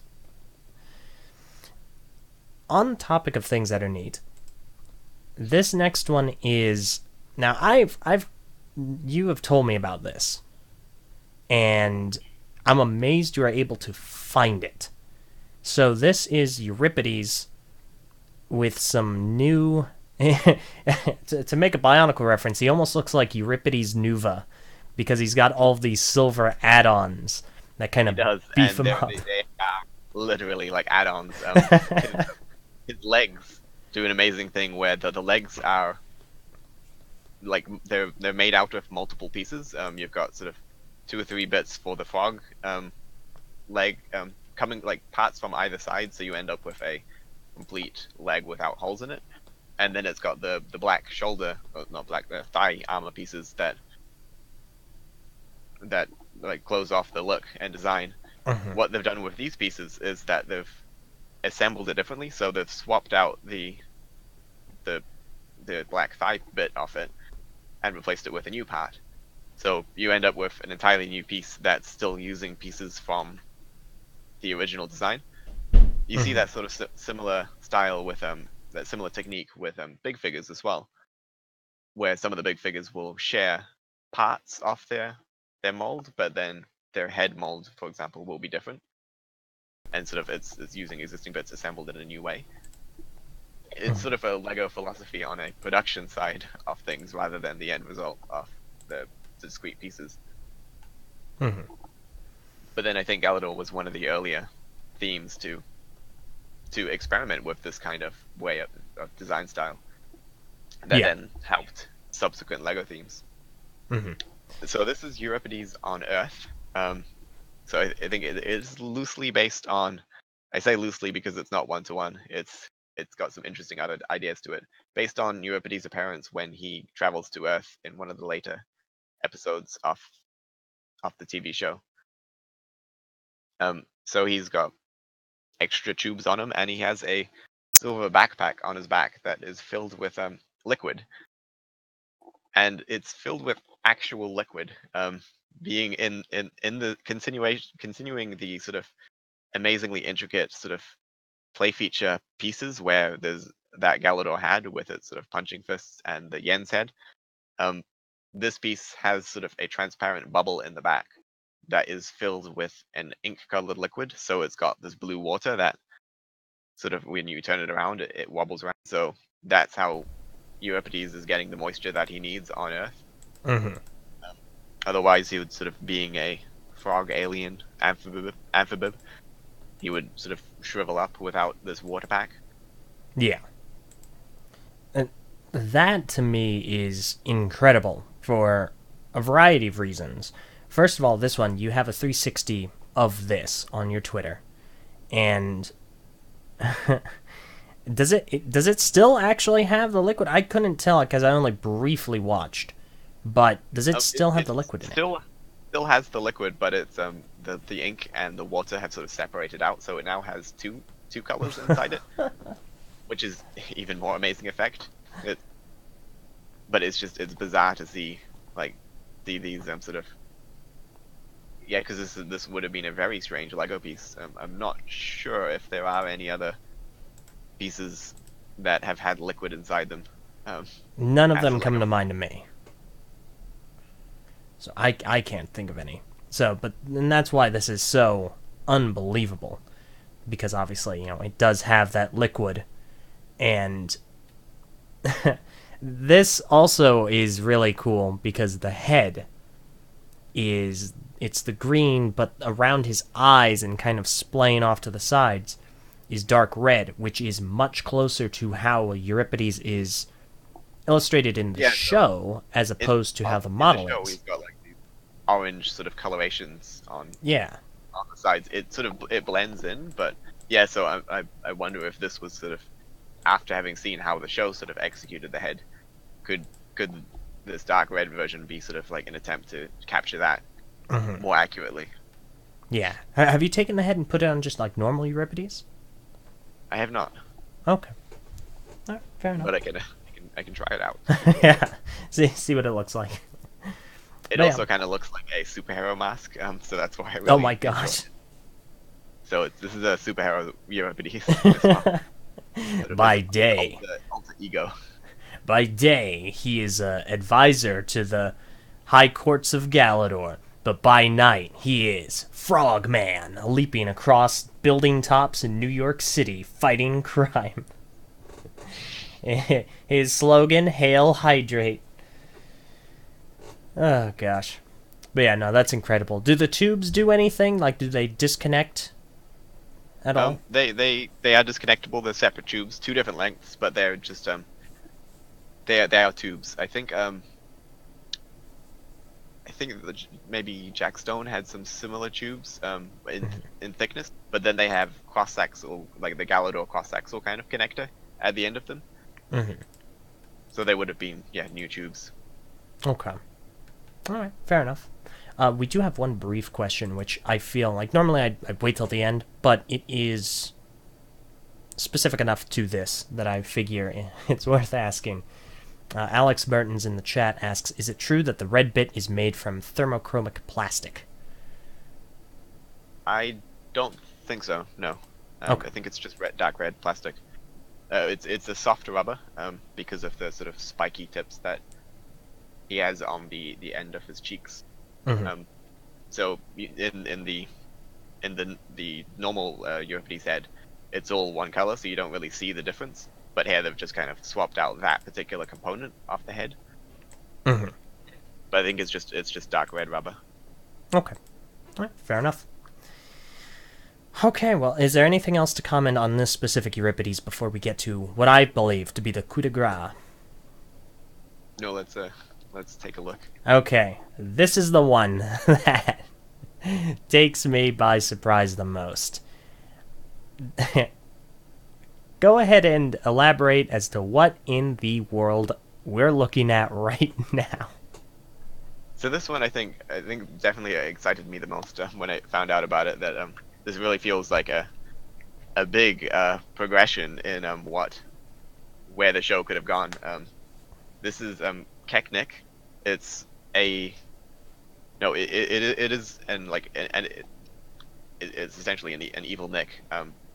From what I can gather, isn't Nick becoming evil. It's an illusion of Nick that Gorm creates. So a Bog, to whatever ends, I'm not sure. But it's essentially what you'd get if Nick was becoming evil. It's sort of hinted a bit in when he puts on the Kek Powerizer. He starts to get a little bit giddy with power. But then here it looks like he's worn it so much. He's worn the Kek Powerizer so much that he's starting to become Gorm. And you can see that in his design where they've just mixed together a Gorm arm and Nick. So he's getting Gorm's color scheme in his shirt, I guess. Yeah, somehow his shirt, it went from blue to purple. Is evil as well.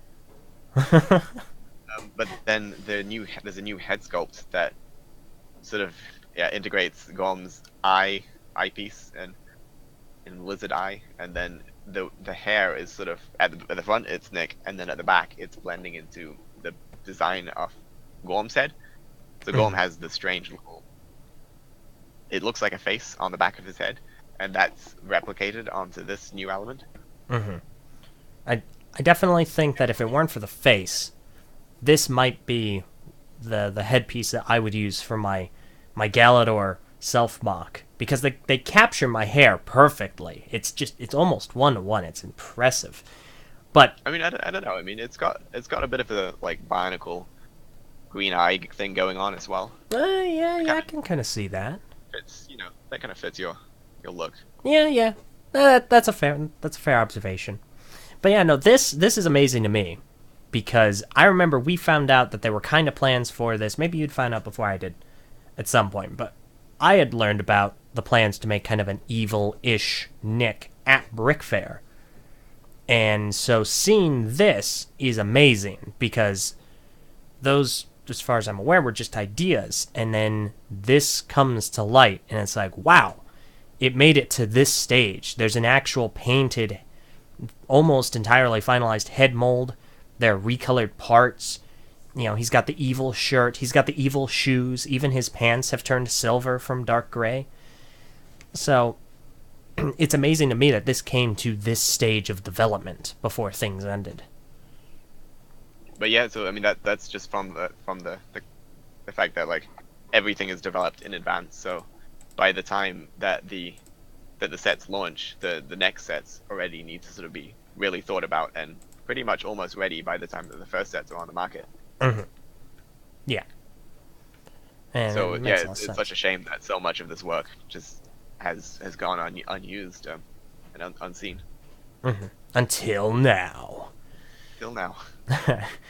May I inquire as to where you found this, or is that going to be a trade secret?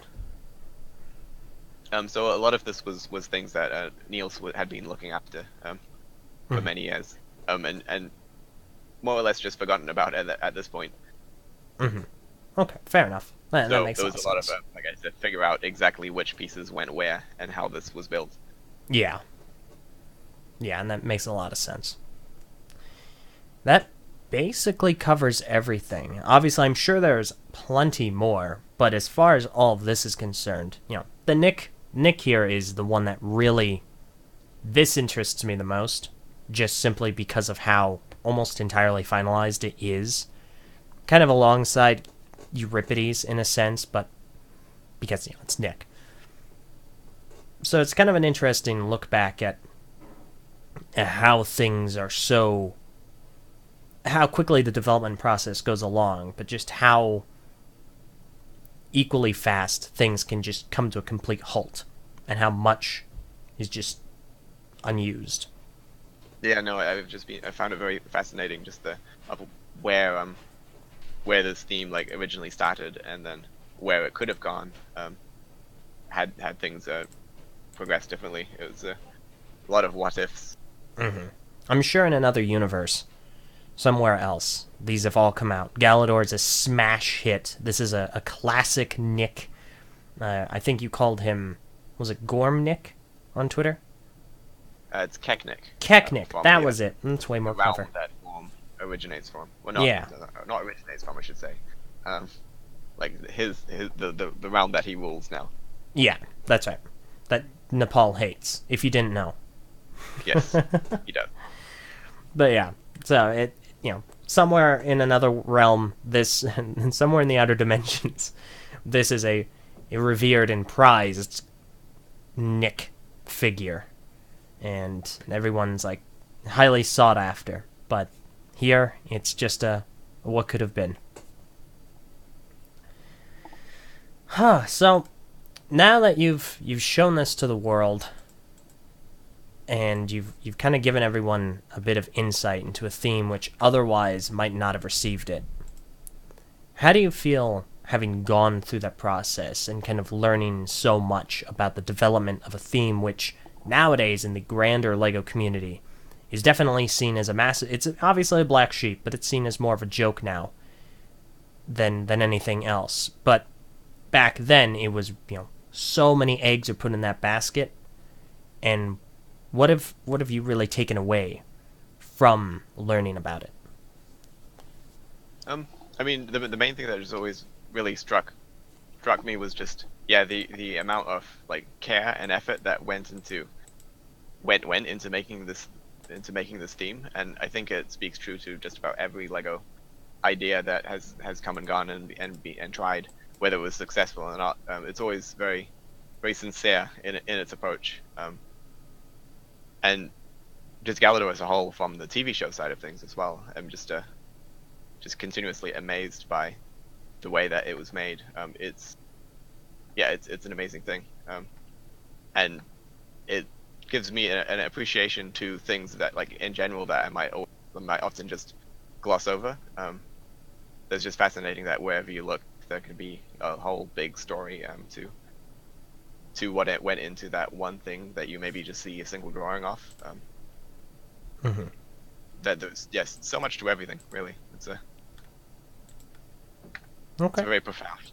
Yeah, yeah, no, I think that's a good ending message.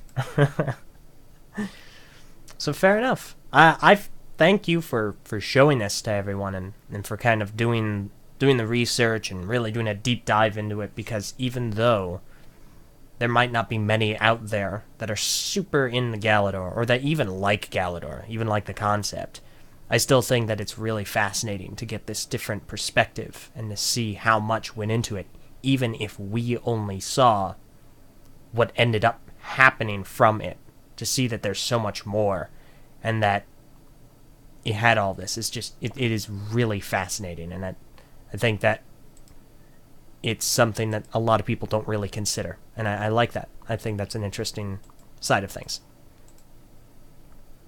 No, and I hope that I hope like the Galidor community, that I know they will, because I've heard plans that they're talking about, just of continuing to be inspired by these things and inspiring each other to continue creating things within the Galidor universe. That's awesome. It is, because it is very much like Bionicle. It's just like a micro version of that. Yeah, yeah, and that's fair. All right, well, in that case, would you like to answer just a few questions, and then we'll go ahead and wrap things up? Yeah, let's go ahead. Okay. All right, awesome. In that case, we have a few email questions. The first one is from Alex Burtons, and he asks, in the instance of Galidor Wave 3 sets you have been showcasing on Twitter, as well as the sets in general, when creating a new piece, does LEGO always create full-fledged injection molds for prototypes, or do they typically stick to 3D printed elements to test the waters? And in addition, what kind of paint does LEGO use during prototyping and during production, for instance, pieces with prints or Galidor pieces with paint applications? I mean, as far as I know, I like it varies a lot. But usually you'll start with 3D prints, or just in my case, often if it's prototyping a brick, I will just cut and glue a brick to approximate the idea of that new piece. As you get closer to, because you're sort of just exploring ideas, as you get closer and more certain that you'll be making this particular part, then you'll start to look at developing a sort of a prototype mold for it. But that is a big undertaking, so you need to be quite sure that this is the piece that you need. So it just along the process, as you get closer and closer to making it, then you will start to make a proper test mold for it. Mm-hmm. And then as far as paint goes, just a paint. I'm not very craft minded. I just use a spray paint and apply it to a piece of plastic, just to communicate the idea. Very technical. Okay. Yep. Fair enough. Sorry, I can't answer that in more depth. Hopefully that will suffice.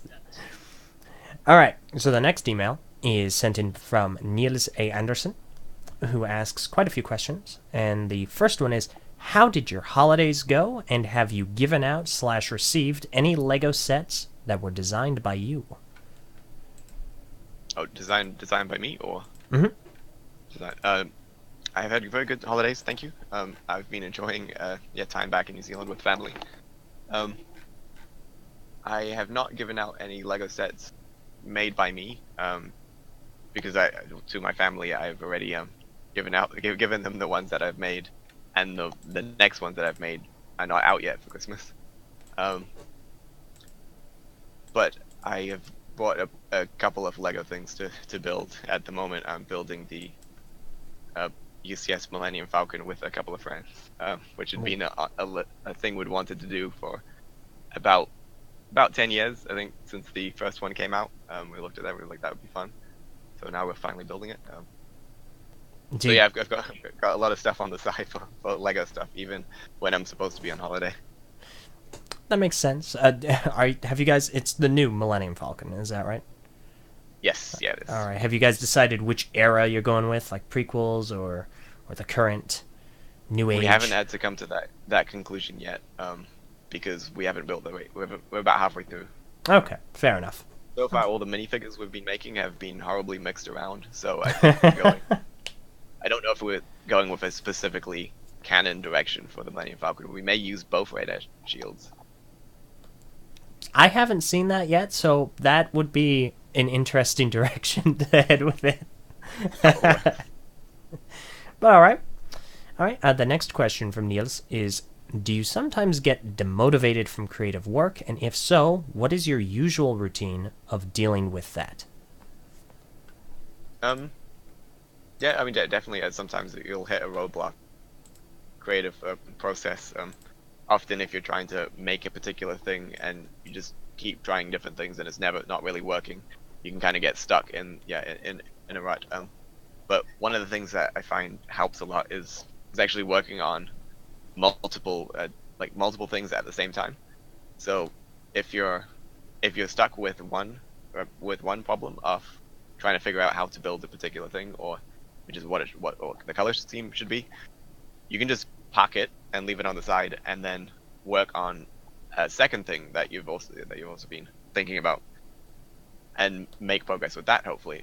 But then, while you're doing that, in the back of your mind, you'll still kind of be thinking about that problem that you had that you couldn't figure out. And as you just go around your life, if you're just driving around, you may see a color scheme that actually, oh, that works. So at some point, the inspiration will come back to you while you're working on other things, that you can kind of jump back into it and be fresh and ready to go again by juggling a couple of things at once.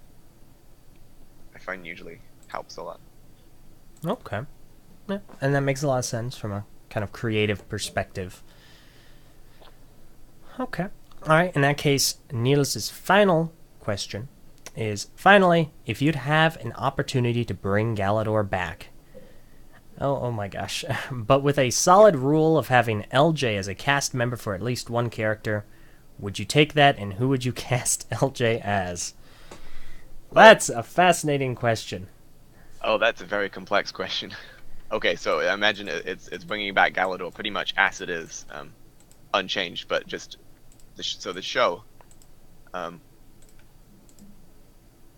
I know the kind of characters you like, and so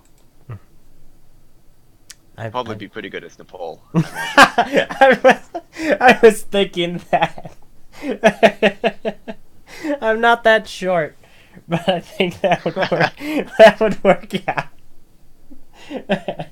I was gonna say, like, if Galidor's brought back and I had to be anyone, like if it was given a new series that continued the old one, kind of similar to what Matthew was talking about at Brick Fair, I'd want to be Nick Bluetooth's son, and oh, yes. go on gallivanting adventures with Nick Bluetooth, and we'd go throughout the galaxy as father and son, glitching and kicking aliens to the curb and all sorts of adventures, and then I can imagine that you discovered your glitching powers quite young and accidentally glitched some kind of like a plastic mask to your face, and then spent most of the show trying to figure out how to remove it. That's a lot better than what I was thinking. I was thinking a lampshade. That could be the big moment at the season 2 finale. You can have like finally figured out where your face went, and you can be about to glitch it back. And then that's the teaser that we have to figure out. Like, did he ever get that mask off? I like that. That's amazing. If there was one thing that you would want to see in a Galidor continuation, what would it be? What would you incorporate? And by the way, I'm opening things up for the YouTube live chat, so if you have any questions before we wrap up, go for it right now. But yeah, Nick, what would you really like to see in Galidor rebooted? I think the thing that I really want to see is I don't know if I can talk about it, because it was something that Matthew described that he wanted to see, Okay. and it was so incredible that just a culmination kind of scenes. Part of it involved a full body glitch where he glitched like an entire suit of armor on all the way up to his eyes. Some like ridiculous things like that I would definitely love to see, and there's more to his description that you'll have to ask Matthew about. Fair enough. I have. You could do justice in his description. There is a question that I think you and I were talking about that I have saved with the express purpose of asking Matthew. And it's an amazing question that I won't ask here, obviously. But whenever I do have him on, I will ask it, and I'm just really interested to see what he says. Huh. Okay. So, chat. Mr. Hinkle Draws asks, has Nick played any of the Galidor video games? Oh, you bet. I have not played enough of them. There are actually a surprising amount of Galidor video games. There was a PC game, a Game Boy game, a online RPG called Galidor Quest, I think, and a whole bunch of like mini games as well. Mm-hmm. And played a couple of those, mainly the video game, the like PC video game, and that is a treat. That is very fun to play through for a variety of reasons. Not one of the reasons isn't because it's like a fantastically polished game.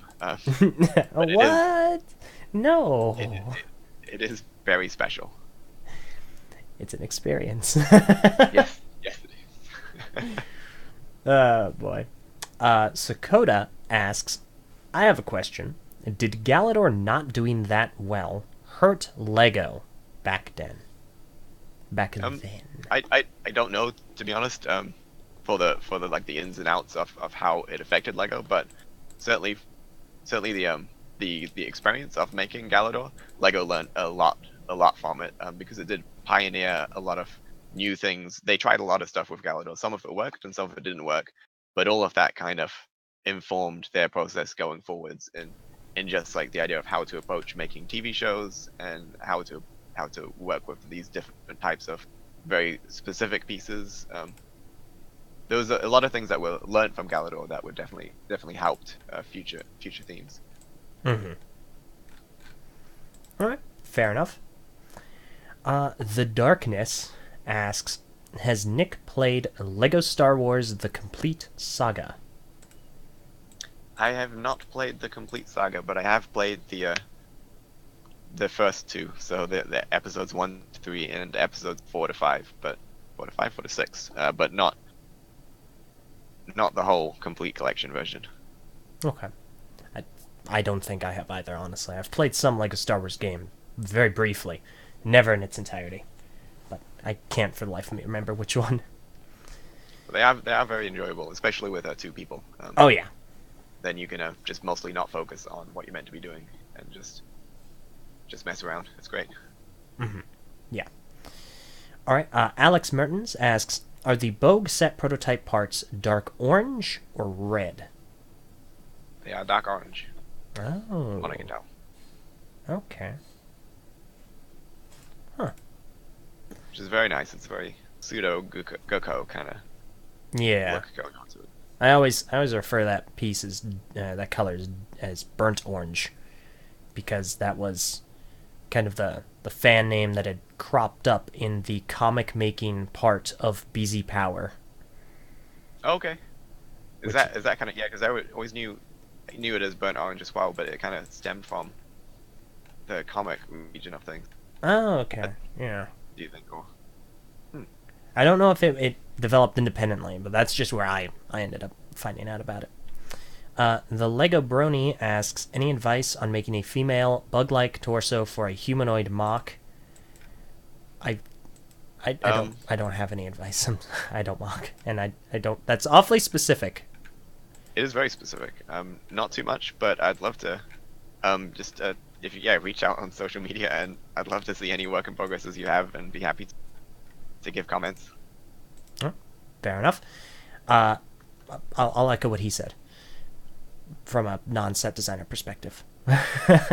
And now here we have, I'll go ahead and make this the second to last question. Lenny Vilrix, I'm going to assume that's the proper pronunciation, asks, did Galidor plan to have any more odd sets similar to the Keck Powerizer? Oh, I'm not sure.